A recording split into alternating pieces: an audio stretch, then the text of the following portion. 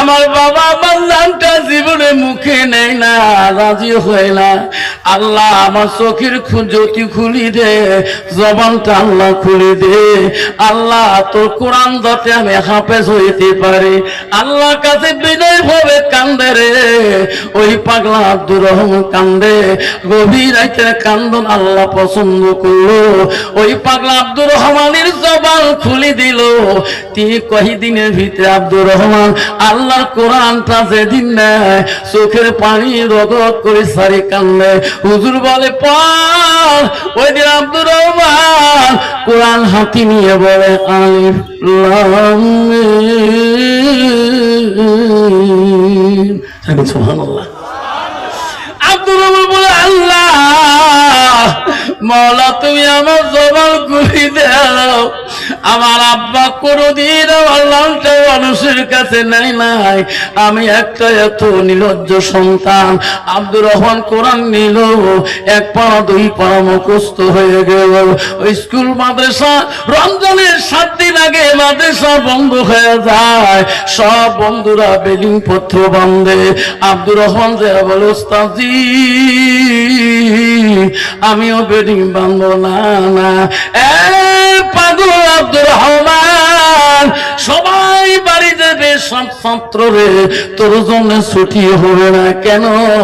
আমরা পাগল আলেম আছি, কাছাকাছি খতম তারাবি নিছি রে। তুই মাদ্রাসায় থাকবি, তোর আমরা তাড়াতাড়ি এই কোরআনের হাফেজ বানিয়ে দেব। সবাই বাড়ি গেল। আব্দুর রহমান কান্দে, ওস্তাদ রে আব্দুর রহমান তোর বাবা কথা দিয়েছে আমরা তোকে পূর্ণাঙ্গ হাফেজ না বানা পর্যন্ত এই মাদ্রাসা থাকি তোর ছুটি হবে না। 1 বছর চলে যায়। মাঝে মাঝে মার কত মনে পড়ে, আব্দুর রহমান বাবার কত মনে। গোস্তাজি সব বন্ধু বাড়ি যায়, মা বাবাকে দেখিয়েছে আমাকে একটা দিন কি ছুটি দিবেন না? কইছে না না, ও বাবা ব্যাপারীর সাথে আমার প্রতিশ্রুতি হয়েছে যতদিন তুই পূর্ণাঙ্গ হাফেজ হইস নাই ওদিন না হলে তো আমার ছুটি দিতে পারবো না। 1 পাড়া 2 পাড়া পড়ো পাড়া মুখস্থ শেষে আল্লাহ বলে ব্যাপারী তোর অহংকার যায় না। ওই পাগলা বেটার নাম তুমি একটা দিন মুখে নেও নাই। স্যার বেটার প্রশংসা বাজার দোকানে করো, দেখ তো তকাব্বরি বাহাদুরি আমি আল্লাহ কি করে দেই। রাত্রিকালে খেয়ে ঘুমাইছে, ফজরের টাইমে বিবিটা খায়, ব্যাপারী আর শুনে দেয় না। বিবি চিক্কু চাইলে ছোট বেটা মাস্টার বেটা তোমার আব্বাকে ঘুম ভাঙে না। মাস্টার বলছে মা আমার আব্বা দুনিয়ার বুকে নাই। মা ডাক্তারকে টেলিফোন করবা, তোমার আব্বা ঘুমের মধ্যে পড়ে আছে। ওই বড় জ্ঞানী ছেলে বলছে মা মানুষ ম্যানিস মরটাল, মানুষ মরণশীল, মা মানুষ মরবে। মা মা কান্দা যায় না। ছোট বেটা ওসি ফোন করছে মা কান্দা যায় না। মা মানুষ জন্মে জন্ম নিলে মৃত্যু হয়ে যাবে। তৃতীয় বেটা ফোন করছে উকিল মানুষ তো আরো বড় পাওয়ার, তো মা কিও কান্দিব লাগে, মই অতিদিন মরিম। 3 সন্তান বাড়ি দিয়ে রহন হলো। ডাক্তার ইঞ্জিনিয়ারকে বললো, ওসিকে বলো ভাই এই সাদুল্লাহ বাড়িতে যত মানুষ মারা গেছে রে, আমরা আজকে বাবার 3 কাফনটা এমন দামি নিয়ে যাব যাতে সাদুল্লাহ বাড়িতে এই দামি কাপড় পরে কেউ কবরে যেতে পারে নাই। ওই ইঞ্জিনিয়ার ডাক্তার বড় দামি কাপড় নিল। ওসি সাহেব উকিল সাহেব বুদ্ধি করে দামি গোলা পাথর নিয়ে আসলো। ইমাম সাহেব মসজিদে গোসল দেয়, তো বেটা বাড়িতে আসিয়ে যায়। স্ত্রী ব্যাপার স্ত্রী দৌড়ে যে বলি ইমাম সাহেব এই বেটা ডাক্তারকে আমি পেটে রাখছিলাম, এই ওসিকে পেটে রাখছি, উকিলকে পেটে রাখছি, মাস্টারকেও পেটে রাখছি। আমার পাগলা আব্দুর রহমান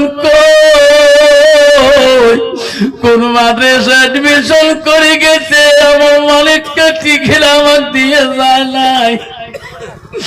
ওই ইমাম সাহেব যতক্ষণ পর্যন্ত আমার আদরের পাগলা আব্দুর রহমান বাড়ি আসবে না অতক্ষণ আমি তোমাকে জানাজা দিতে দেব না। বলেন আমার পাগলা কোন জায়গায় রাখিয়েছে? তখন ইমাম সাহেব বলছে, চাচি আম্মা কান্দেন না, ওই ব্যাপারী ভাই আমিও গেছিলাম মাদ্রাসায়, অমুক দাসের মাদ্রাসায়, যা আমার পাগলাকে দেখবি না। হায়রে পাগলাকে যোগাযোগ করতে ইমাম সঞ্জয় ফোন লাগাইলেন, মাদ্রাসার টেলিফোনে ফোন করলো, মাদ্রাসার হেড হুজুর ফোন ধরলো, কে গো? ও গো হুজুর, তোমার মাদ্রাসার আব্দুর রহমান আছে কি কাছে? উনি কোরআন মুখস্থ দিতেছে হেফজি ক্লাসের মধ্যে। হুজুর ছেলেটা বলবেন না, সবে সাদেকের টাইমে ওনার আব্বা ব্যাপারী মারা গিয়েছে, এতদিন দেখা সাক্ষাৎ হয় নাই, ছেলেটা যে কোনো বুদ্ধি করে বাড়ির দিকে পাঠিয়ে দাও, নালে তোদের মধ্যে উস্তাদের মধ্যে একজন চালাকি করে নিয়ে আসো। হেড হুজুর অফিস থেকে ডাক মাল আব্দুর রহমান ক্লাস থেকে বলে, হুজুর কেন? আয় আমার রুমে আয়, অফিস রুমে আয়, আজকের জন্য কোরআন ক্লাস করা খাবে না। আব্দুর রহমান অফিসে এসে বলে, আসসালামু আলাইকুম হুজুর। উস্তাদ দিলাম ভাই। ও হুজুর কি হলো? আমি কোরআন পড়বো, পারা মুখস্থ শুনাইতেছি। কইছি বেটা রে, তুমি পরনে পেল পেদো পাঞ্জাবি ভালো গাদ দাও, তোকে আমি সঙ্গে করে নিয়ে তোর বাড়িতে যেতে চাই। আব্দুর রহমান চিক্কু দিয়ে বল, উস্তাদ জি এই 1 বছর 2 বছরে কত কষে তোমাকে বাড়ির ছুটি চাচ্ছিলাম, একটা দিন আমাকে ছুটি দেন না। ওস্তাজি আমার বাড়ির থেকে টেলিফোনে কোনো খারাপ খবর আসছে নাকি? আমার মাটা কেমন আছে, আমার আব্বাটা কেমন আছে? ওস্তাদ সাহেব নাই বলতে ছেলেটা চোখের পানি পড়ে যায়। ওস্তাদ বলে, রে এখন যদি খুলি বলি বাচ্চাটা নিয়ে যেতে পারবো না। বারবার বলে, উস্তাদি গো, ও উস্তাদি আমার আব্বুটা কেমন আছে? ওস্তাদ বলে, বেটা পরে বলবো, তোর মা কেমন আছে, তোর আব্বা কেমন আছে, গাড়িতে উঠো আমার, আমি তোকে সঙ্গে নিয়ে তোর বাড়িতে যাব। গাড়িতে উঠে না উস্তাদজি খুলি বললেন না কেন? আমার গাও কেন কাঁদছে গো উস্তাদজি, আমার মন কেন কান্দে? ওস্তাদে গাড়ির পিছনে চড়ে ওস্তাদ গাড়ি চালায়, ছাত্র কান্দে, কানতে কানতে অস্থির হয়ে যায়। বাড়ি 1 কিলোমিটার আগে দেখে রে কত মানুষ টুপি মাথায় দিয়ে গেতেছে। উস্তাদকে ডাকি বল, উস্তাদজি এত মানুষ আমার বাড়ি যায় কেন টুপি মাথা দিয়া?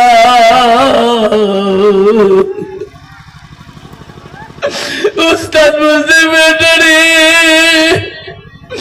এত কেউ তো মাদ্রাসাতে কুলি বলি নাই, তোমার আব্বা গত রাতে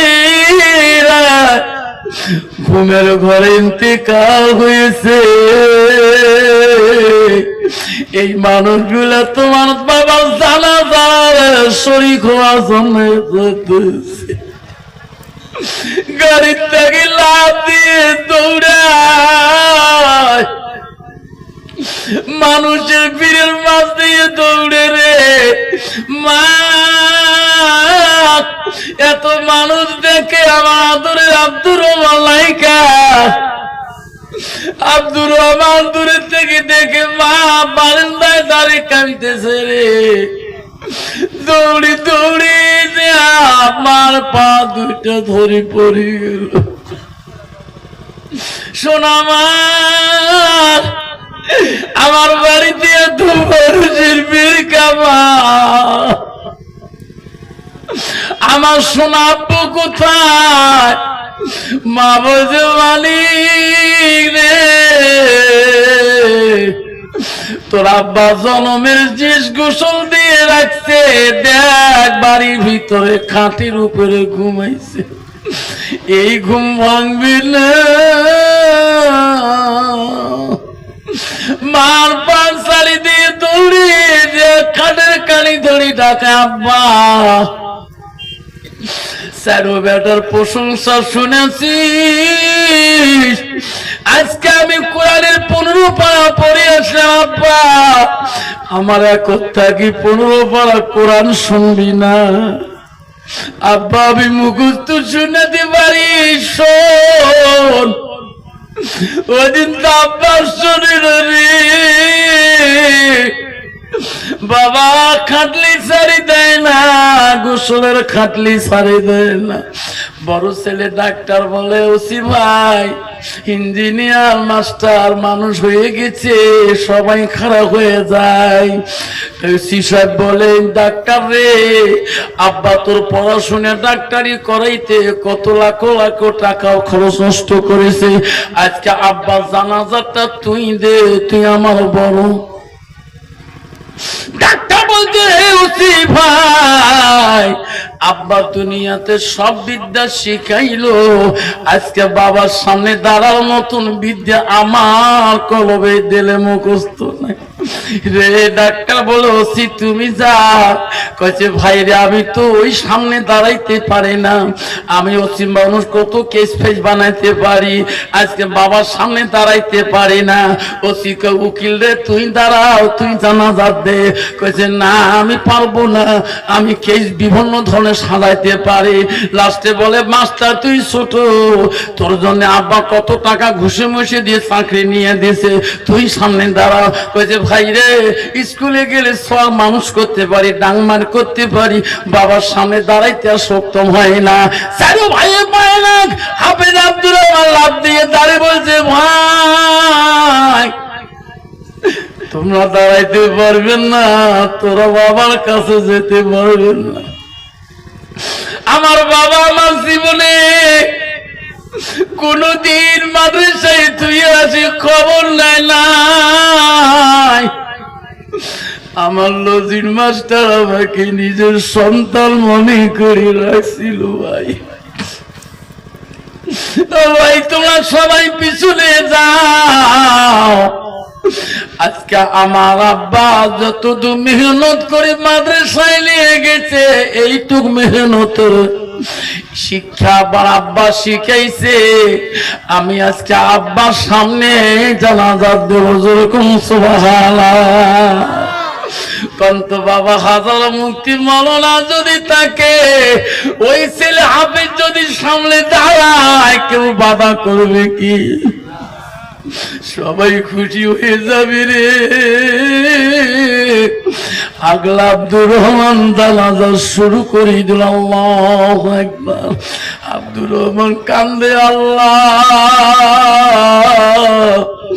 আমার আব্বা আজ শেষ নিঃশ্বাস চলে গেছে, আল্লাহ আমি তোকে স্মরণ করি, আল্লাহ তুই মহান রে বাবু, আমার আব্বা লাগতে মাফ করবি না। দ্বিতীয় তকবীর দিয়ে কান্দে, চোখের পানি দিয়ে বুক ভিজে যায়। তৃতীয় তকবীর দেয় আর কান্দে, আল্লাহ আমার আব্বা যতটুকু ইলম শিখার জন্য কষ্ট করেছে, আল্লাহ তার বিনিময় কি আমার আব্বাকে তুই মাফ করবি না? আল্লাহ বলতে, ফেরেশতারে যাও রে যাও। আব্দুর রহমানের চোখের পানি আমি মাফ সহ্য করতে পারলাম না। চতুর্থ তকবীরে তার বাবার কবরে আমি জান্নাতের বাগান করে দিলাম।